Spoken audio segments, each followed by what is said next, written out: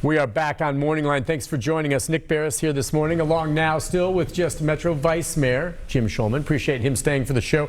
Later, we're going to hear from Brenda Sanderson, one of the co-owners of The Stage. That establishment down on Broad was vandalized this past weekend. We'll get into some details with her about where she goes from here. But let's take a few more phone calls as we wait until she gets hooked up. And we'll go next, I think, to is it Billy? Are you on line 3? Billy, are you there? Yes, I am. Can you hear me? Yes, go ahead, sir. I was watching Saturday night on News Channel 5, which y'all did a good job of showing what's going on. And I kept on seeing these guys with huge backpacks to their backs. Why were they allowed in there? I mean, you couldn't go to CMA Fest or Nissan or anything like that with one of those things. Why were they allowed in there? Why were they not elite and searched? Now, I'm not sure. Well, first of all, at the rallies, and Jim, you can speak to this, you know, people were talking about some going in there with backpacks and were they sneaking things in. I was watching it too, and I may have seen a few backpacks, but this was not a place where it was structured and blocked off and there were organized searches, right? I mean, this is come one, come all, and gather down there and be part of what was going to be a rally, you know, honoring and you know, protesting the death of George Floyd. Yeah. So the rally was just a gathering of people, like you said, and you know, it wasn't by invitation or anything. It was just come and be a part of something and express your concern about what happened in Minneapolis and then what's happening around the country. I was there. Mm-hmm. It was peaceful. It was interesting, and it you know, the discussion with Councilmember Hurt. I mean, while I was there, I was also having discussions with people about, okay, how do we deal with this? What's the right thing to do?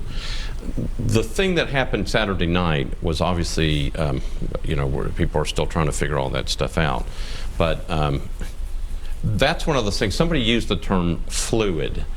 That's one of those things where you're not sure where it's going or what is happening, and so there is no structure to the thing. And I think one of the things, Nick, that after all this is over, it's interesting to go back and probably talk to the police and figure out, okay, how do you deal with something like that?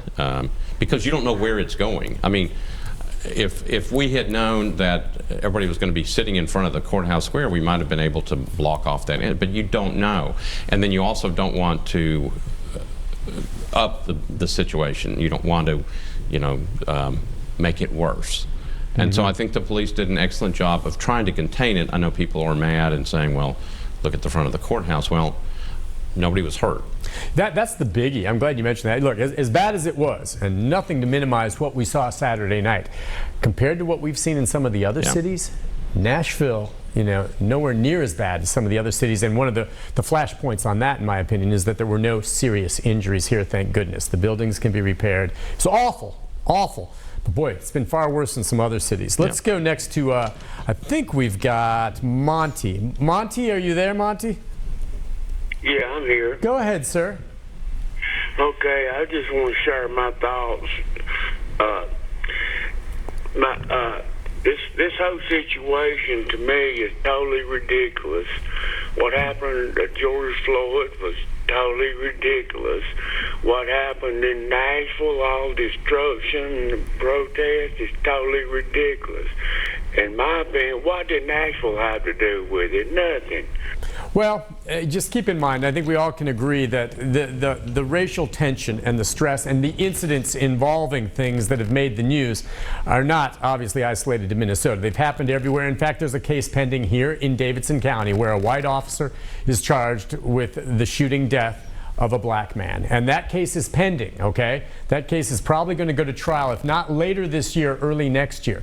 So it's something, Jim, I mean, we see this across the country because this type of issue is something that permeates everywhere, one way or the other, however you feel about that. Yeah, I think, Nick, I think what Monty's talking about, and I think a number of us are talking about, is that, you know, Nashville is our home. We're not really used to this. I mean, we've seen a little bit of it. Look at what's happening in some other places. It is so much broader and bigger. Nashville has always been such a really wonderful place. It's had its problems, but I mean, I love the city. we're not used to this. We're not used to seeing people just throw things out our public buildings and, you know, take down our memorials to civil rights and just destroy them and do stuff with it. I think people are.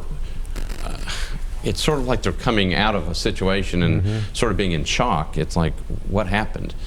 We're a big city. I mean, Nashville's a big city, and it's, I mean, just look around. We've grown quite a bit over the last 10 years, so we're a big city, and we're going to have big city issues.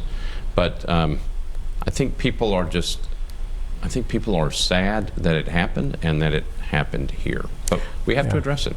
We'll take a break. When we come back, Brenda Sanderson is going to join us, one of the owners of the stage downtown. She and her husband, Rubel, terrific people, and they are dealing with some vandalism to their property. We'll talk to her take, and moving forward from here in our final segment. More of your calls and comments, if we can squeeze them in as well, right after this. Stay with us on Morning Line.